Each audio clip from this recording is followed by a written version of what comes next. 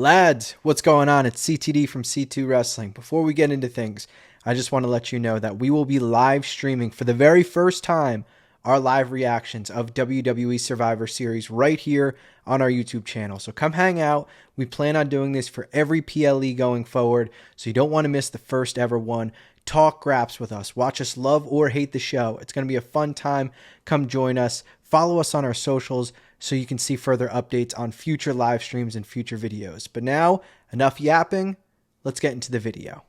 How's it going, everyone? C2 Wrestling at you again with another SmackDown review. Another great episode of SmackDown tonight, in my opinion.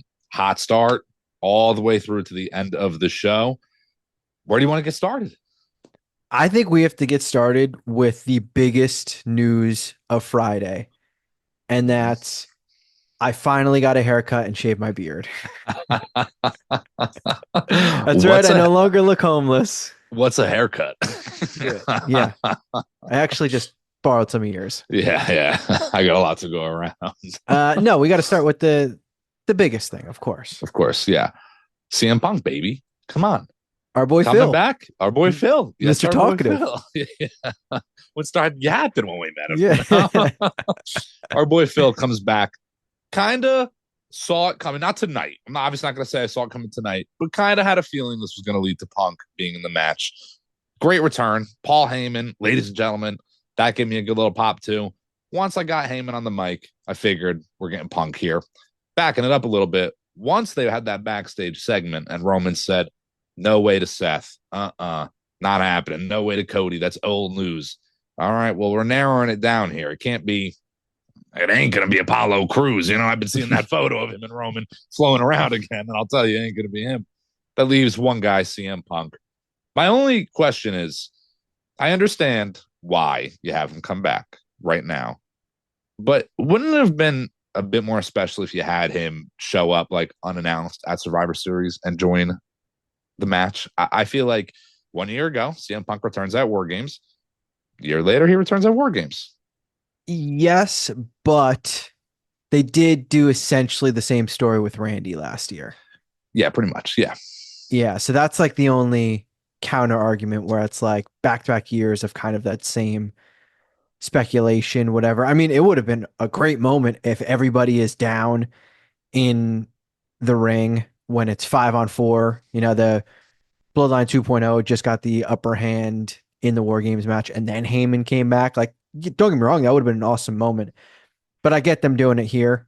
We also still have Raw to enhance this. Yeah. We've mentioned this here. I'm not going to act like we were the only ones mentioning it because multiple people were saying, but Punk was the one that made the most sense out of the few that made sense because there were very few. And everyone was pretty much on the same page as to why Punk makes the most sense. I'll go back to our original argument at all times. I still think 4-on-4 was the right move. Absolutely. Was the right play, made the most sense. But watching that moment tonight, getting the Punk stare down with Roman, it's crazy how quick wrestling your opinion can change. And I know they stress like let things play out. And a lot of times with these stories, when you let things play out, they are better. And this obviously was a great moment. I do still feel 4-on-4 would have been the best, but man, I'm never going to complain about seeing CM Punk. It's just not happening. I don't care. Call me a shill. I don't care. Yeah, I agree. Call me a shill. I don't care. I, again, agree. 4-on-4 would have been the best. Okay. If it really came down to it, I would still prefer that over what we are getting. But it works. It's cool. CM Punk also, it's not just CM Punk coming back. It's CM Punk teaming with Roman, teaming with the OG Bloodline in a War Games match. CM Punk being inside that cage, that's crazy. And that's part of why you have CM Punk return prior to Survivor Series. Now, listen, I know this maybe isn't the thing everybody wants to hear, but it's advertising. You know, you got to advertise the show. Now you have Punk on Survivor Series announced. You know, it's a little bit better than him not being announced, perhaps. You know, you create that moment in the surprise, regardless of the night. Is the return a little bit bigger if he shows up at Survivor Series? Sure. Having him show up a couple weeks out now, you got a pretty complete show with only the 2 War Games matches and a world title match announced. You got to imagine they throw 1 or 2 more things on that card, but it's already 3 matches must see. That's a must see pay per view, in my opinion. Yeah, it seems like we're not getting Or Cody PLE, on whatever you want Survivor to call it. Series as well. Yeah. Yeah. So you need that big name. Survivor Series, I shouldn't say it sells itself, but it almost sells itself with the War Games match, with this Bloodline story, and with Roman wrestling. I mean, Roman, obviously, we don't see him wrestle all the time. So when he wrestles, it is the bigger events, it is big fight feels. But Punk now being a part of the advertisement, being a part of the sales, like some people that were maybe thinking, they kind of set me off with how they've turned this storyline. It's at 6. I'll catch it, I'll catch it on Sunday. I'll catch it when I catch it. Now it's like Punk's back, Heyman's back in the mix. There's all these different angles. I don't know if I can miss this show now. Like, I mean, we were going to watch it either way. We're not talking about us. Yeah. But it makes that show where it's like, if anyone was on the fence, how could you still be on the fence after this? It's goddamn CM Punk wrestling in WWE. And this is only, I mean, not counting house shows. Well, he had the Rumble match and 3 matches with Drew. This is his 4th match back. The Rumble is a match, don't get me wrong, but that's a different type of matchup. War Games is 2 in a way, I guess, as well. But pinfall victory, it's a little bit different. It's crazy to see. CM Punk also, that stare down with Roman, it gives you the idea of what's going to happen, what can happen. Are they being pitted against each other? By Paul Heyman? Is Paul Heyman's on? How's this going down? Who knows now, Is this leading to something between Roman and Punk now? The obvious idea is that Punk takes the spot from Rollins, and that kind of furthers the Rollins-Punk feud. Maybe Roman stays involved somehow. I'm not too sure, but I think it's great. I'm loving it, to be honest. Again, not to keep being a dead horse here, but 4-on-4 would have been preferred. But the only answer here was CM Punk. So I'm glad we got it. I had mentioned the backstage segment before of Roman saying no to Cody, no to Seth. I almost feel like that was Roman saying no to Cody and no to Seth, but it was kind of Triple H saying, we know. Yeah, we know it makes sense and doesn't make sense. Exactly, yes. And that is good to see.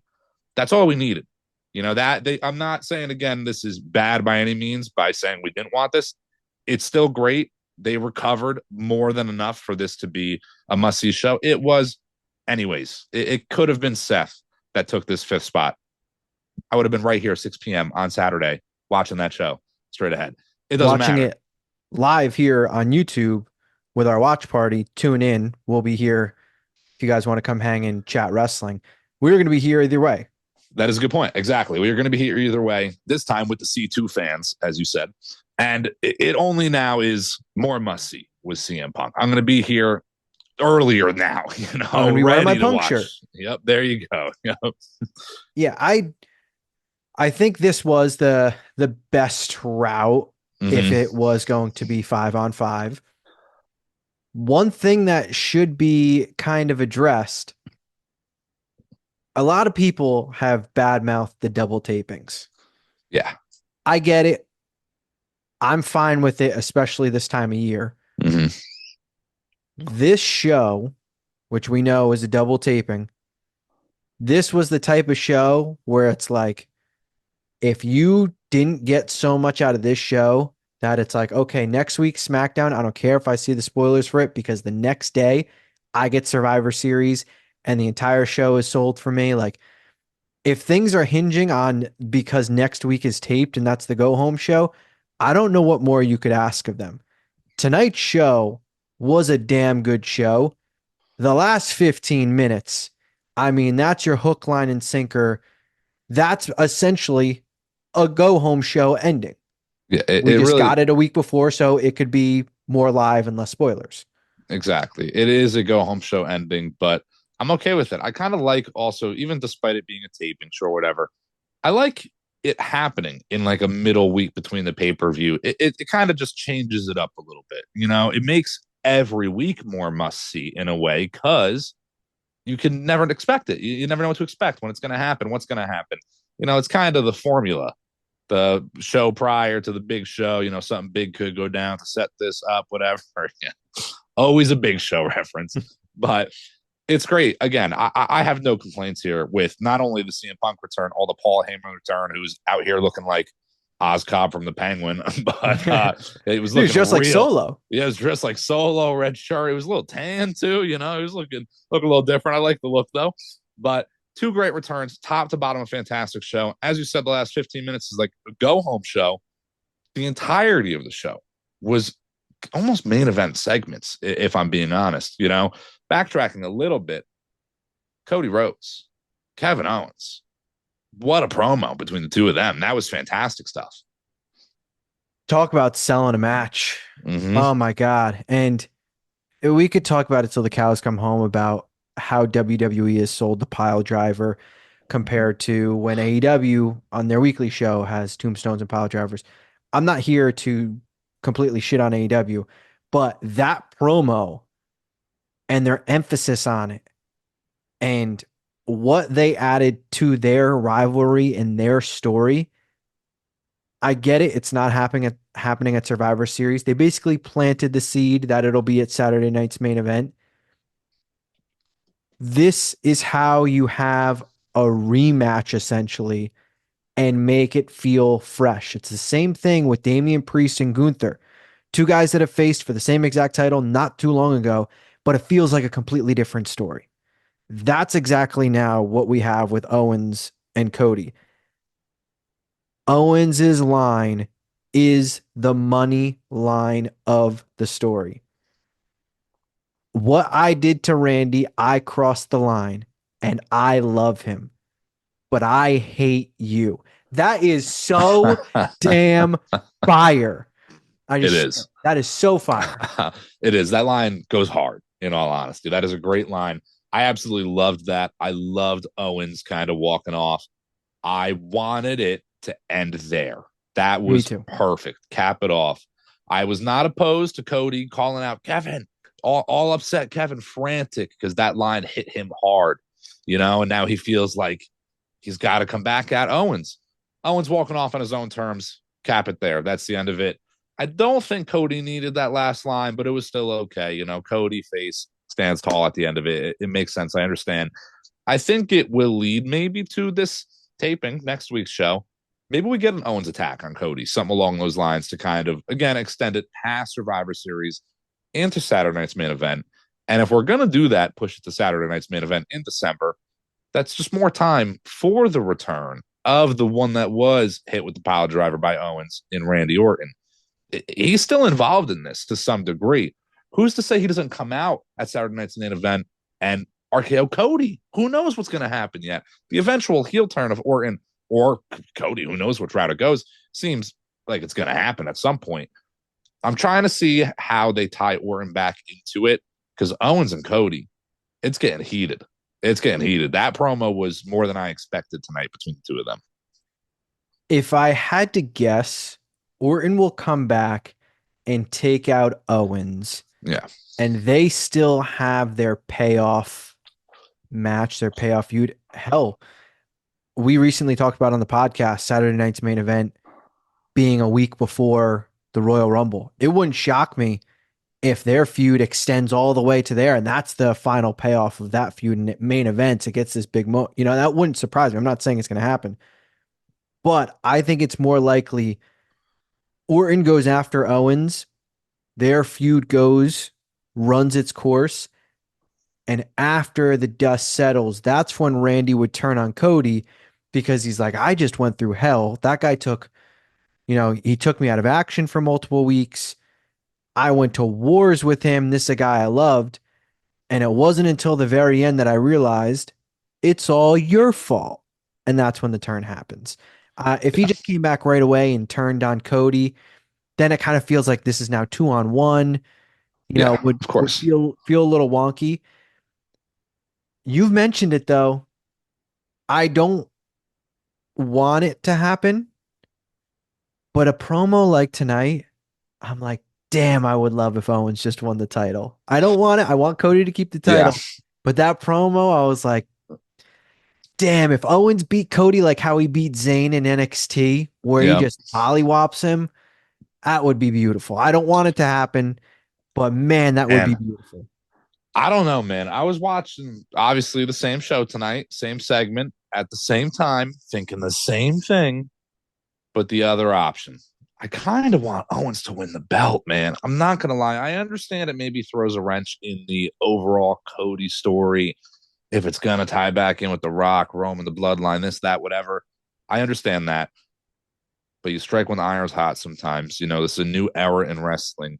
How other than maybe some surprise, and I do agree, maybe the Saturday night's main event show, maybe Orton does come out. Maybe he goes to help Cody, but maybe he hits an RKO on Owens, gets pissed off, and costs the match.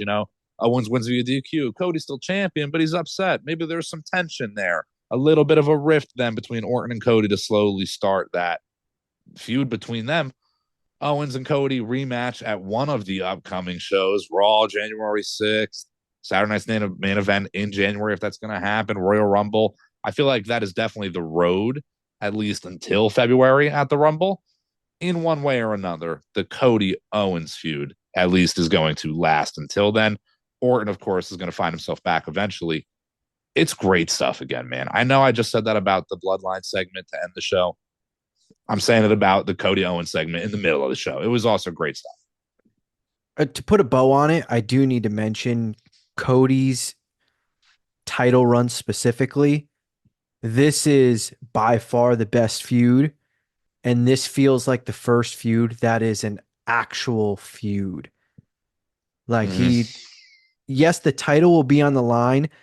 The title is not really the focal point right now. I think it'll become the focal point for when Owens pulls the you took, you took my best friend away from me because you teamed with Roman and he agreed with you.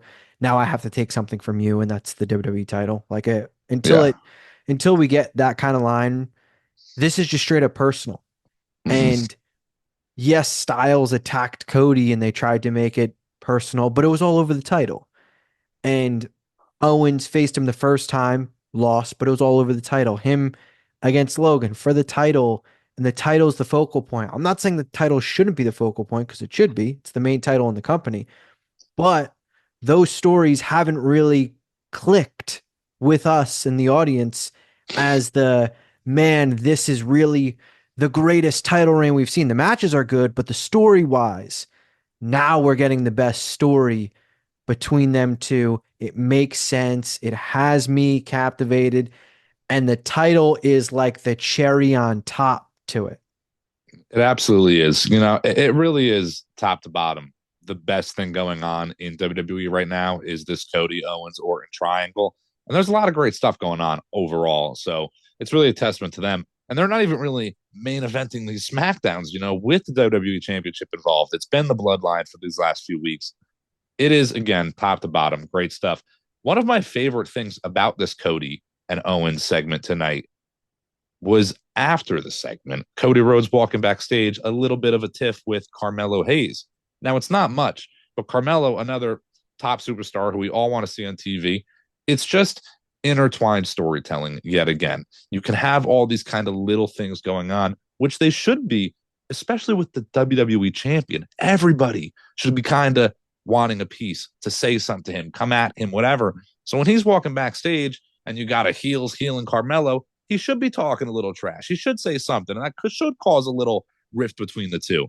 It doesn't have to amount to anything, but again, it's the idea that Cody's got to be on his toes in between everything. Completely agree. But there is one aspect of that I thought about and I was like, ooh, I could get down with this. Mello was talking to Vinci. Yes. Yep. Two guys that aren't really on much. Mm-hmm. Both heels, kind of similar heels in the arrogance. I am normally not a fan of two random people being thrown together for a tag team.